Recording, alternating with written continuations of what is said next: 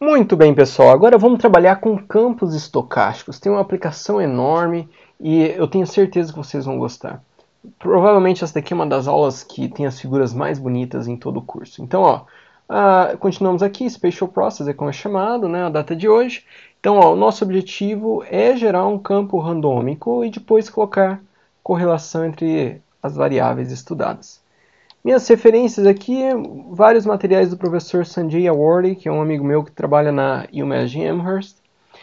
Também muita coisa da internet. Patrick foi um aluno de mestrado meu que ajudou bastante a desenvolver esse tópico. E também a Natália Batalha, que ainda está desenvolvendo esse tópico. Então, vamos lá. Primeira coisa, eu comecei aqui de um código muito simples, mas que vai fazer com que a gente economize um pouco de tempo nesse vídeo, tá? Então a primeira coisa, eu coloquei uma variável aqui que chama PropStats. E, na verdade é o seguinte, isso daqui é a média, vamos supor que fosse resistência do solo, e aqui eu coloquei o desvio padrão, tá? Então toda vez que eu precisar chamar média, eu vou chamar isso aqui, chamar desvio padrão, eu vou chamar isso daqui. Daí depois eu criei duas variáveis, uma é a distância entre nós e depois o número de nós que vai ter na horizontal e na vertical. Eu coloquei como horizontal. Mas o que acontece, né? Isso daqui, todo esse loop aqui que você está vendo, eu estou fazendo um loop no qual eu crio um grid de 30 por 30 nós espaçados de uma unidade, tá? E depois eu pego e chamo aí quantos elementos esse grid vai ter, que nem aqui, ó, 30 por 30 vai dar 900 elementos. E daí depois eu calculo qual que é a distância entre todos os nós. Então, ó, vamos só mostrar para vocês o que isso aqui está querendo dizer. Então, ó, vou colocar um return aqui. Ó, vou rodar. Então, eu acabei de criar 900 nós. Cada nó que você está vendo é um pontinho vermelho aqui. Então, para cada um eu tenho distâncias x e y. Para cada um desses nós, eu tenho as coordenadas. E além disso, eu tenho aqui uma distmat, né? Então, essa distmat, eu deixei ela já aberta aqui, ó. Ela está falando o seguinte, ó, na linha 1, a distância do nó 1 até o nó 1. Então, vamos colocar aqui a figura, que fica mais fácil. Opa. Então, ó, a distância, o nó 1 sendo esse daqui, ó, a distância nó 1 com ele mesmo, 0. A distância nó 1 com o nó 2, 1. Nó 2 com o nó 3, até o nó aqui, 30. Então, cheguei lá no 30. Qual que tem que ser a distância? A distância tem que ser 29, né? Daí depois ele pega a distância desse com o nó 31, então vai dar 1. E assim ele vai calculando, ó, aqui ó, 1.4 é a distância deste com este daqui. Mas ele calcula a distância desse nó com todos os outros nós. A hora que vai para a segunda linha, pega a distância do segundo nó com todos os outros nós e assim por diante, tá? É isso que está nessa distmat. E ela vai ser importantíssima durante todo esse processo aqui. Então, ó, de novo, isso daqui foi só para criar esse grid e calcular a distância entre todo mundo. Aqui é onde realmente vem o tópico da aula de hoje, que eu vou completar. Daí, ó, pula isso aqui por enquanto, mas ó, aqui no final eu coloquei figuras aí que vai ajudar a gente a visualizar a resposta. Isso daqui foi parte do primeiro vídeo, quando eu ensinei para vocês um pouco de MATLAB, como usar Delaunay, como fazer um Mesh Grid e assim por diante. Mas o que eu quero falar para vocês é o seguinte, ó. Imaginem que eu tenho isso daqui, e vamos supor, vou dar um exemplo muito estranho, né? Mas vamos supor que isso daqui é um campo que você tem, e você pegou e fez um teste de solo de resistência do solo em cada ponto vermelho aqui, tá? Então esse aqui é um terreno, e aqui você sabe exatamente qual que é a resistência do solo em cada ponto vermelho desse. Então primeiro eu vou fazer o seguinte, eu vou criar aqui uma variável, e vou criar uma variável que daria valores randômicos para mim, para esse daqui. Ó. Então, rand n, né? Então, randômicos, seguindo uma distribuição normal. Então, ó, o número de elementos, né, que são os 900 elementos, um para cada um. Então, vou chamar aqui ó, n elements e uma coluna 1. Então, isso aqui ele criou. Eu vou criar agora valores randômicos para cada leitura, como se olhasse aqui, um ponto não tivesse nada a ver com o seu vizinho, tá? Então, ó, depois que eu criei todos esses pontos randômicos, eu venho aqui e falo assim, olha, em Z, eu vou pegar e plotar o seguinte, eu vou plotar esses valores randômicos, tá? Só que, claro, isso aqui é uma normal padrão, então eu ainda preciso pegar e escalar isso daqui. O que eu faço? Eu multiplico pelo desvio padrão e somo a média. Então, isso daqui eu estou sendo uma normal padrão, estou indo para a média e desvio padrão dado, né? E daí aqui eu junto a essa matriz e vou plotar. Então, ó, vamos ver o que é que vai acontecer na hora que eu criar um valor randômico para cada... Opa, deixei o return aqui. Vou dar de novo, mais fácil.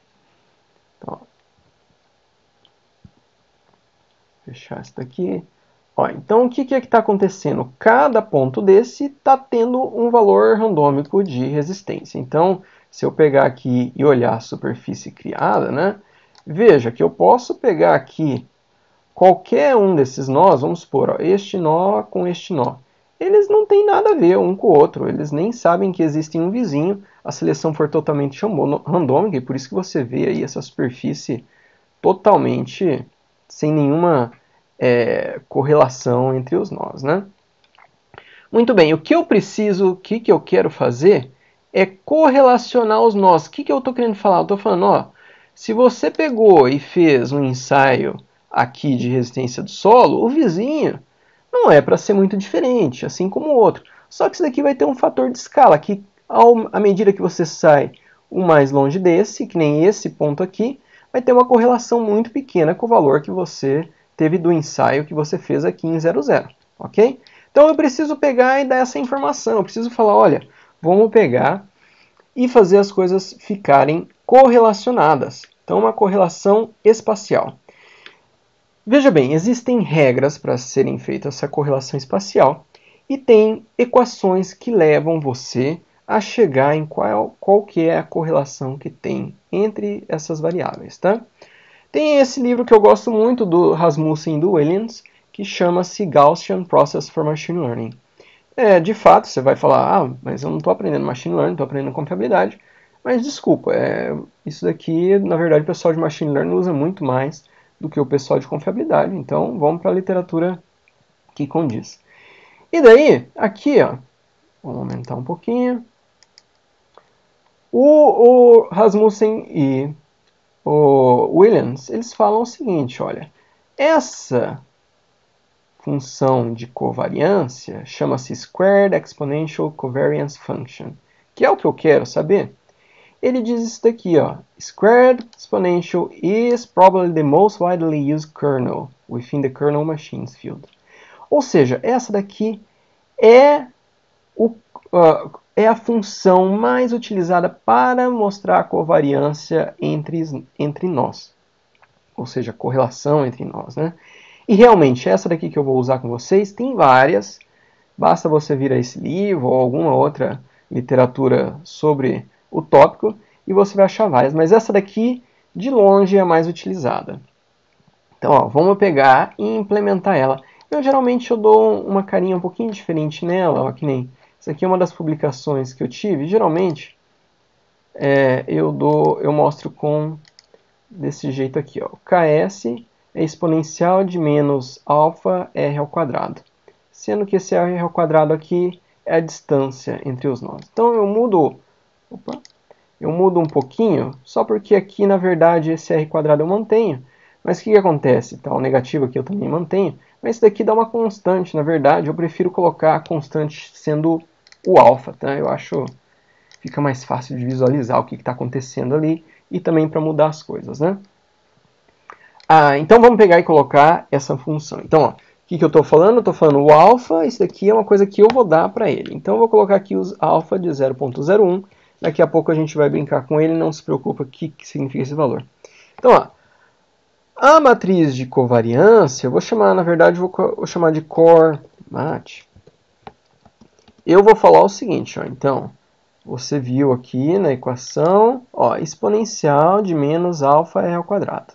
Então, vamos colocar exatamente isso aqui, ó. Então, vai ser exponencial de menos alfa vezes, então ó, aqui vai ser as tuas distâncias, isso daqui está numa matriz, então já que eu vou pegar numa matriz, eu preciso colocar esse ponto aqui, e eu vou pegar isso aqui e elevar ao quadrado ainda, tá?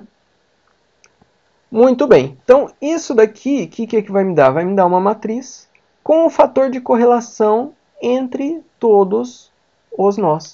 E veja que a correlação depende de quem? Depende desse fator de escala que eu estou dando e da distância entre eles. Então, quanto mais longe estiver o nó, que nem se eu pegar o nó 0, 0, esse nó aqui está o mais distante possível, a correlação entre eles vai ser muito fraca. Enquanto que, dependendo de qual for o alfa, eu vou mudando essa correlação e você vai ver que vai gerar alguma coisa, um campo correlacionado, né? Tá. Então, acabei de montar essa matriz de covariância, agora vamos pegar, eu vou ter que usar o Cholesky aqui, ele limita bastante, tá?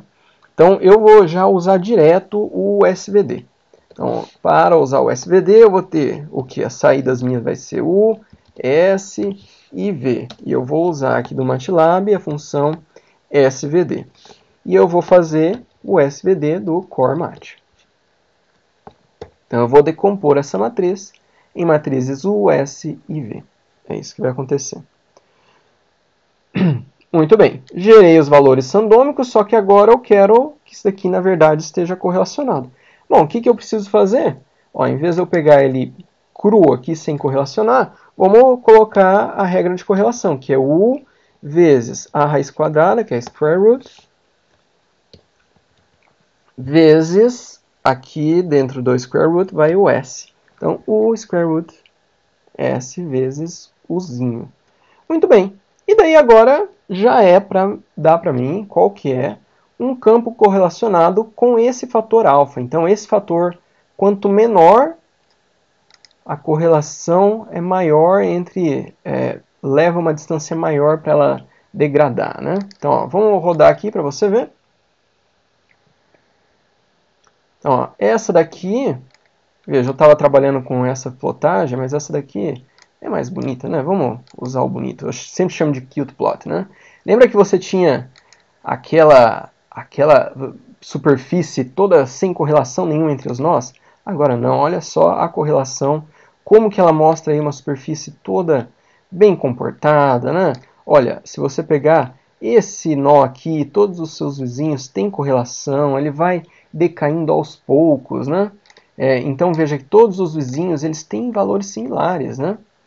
Isso daqui sim está mostrando um campo correlacionado em que você passa a levar em consideração qual que é a correlação entre as variáveis, né? Você entende que existe ali uma correlação das propriedades de cada ponto. Olha, agora é hora de brincar aqui com esse alfa. Então, ó, 0, 0, 1, vamos colocar 0, 1. O que é que vai acontecer? Então agora eu vou diminuir o espaço em que está correlacionado.